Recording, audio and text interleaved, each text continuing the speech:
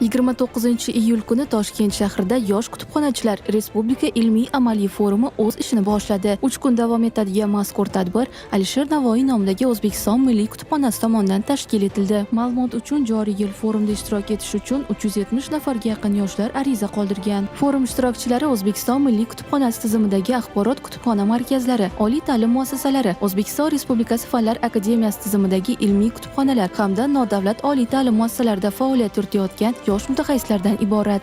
Bu forum 6-marotaba tashkil etilayotgan bo'lib, bu yilgisi o'zgacha tarzda, uslubda tashkil etilgan.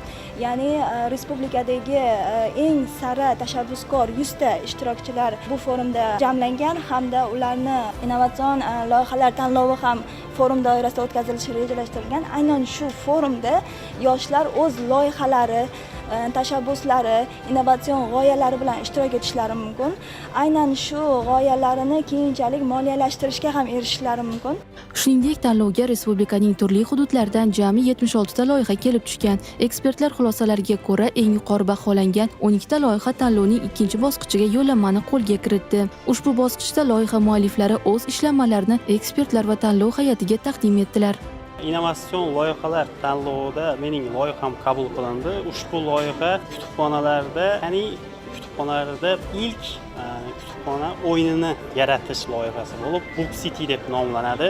Ya'ni bizning ko'plab yoshlarimiz o'z vaqtini behudaga sarflab, kompyuter zallarida o'yinlarga berilib ketgan yoshlarni aynan kutubxona tizimidagi yagona yangi hali qilinmagan ushbu loyiha orqali kutubxonaga va kitobga qiziqishini oshirishdan iborat bo'ladi. Book City loyihasida kitobxon o'zi kitoblar olamida birga virtual tarzda sayr qiladi va kitoblarni o'rganishi, bilim olish imkoniyati ham bo'ladi ushbu loyihada.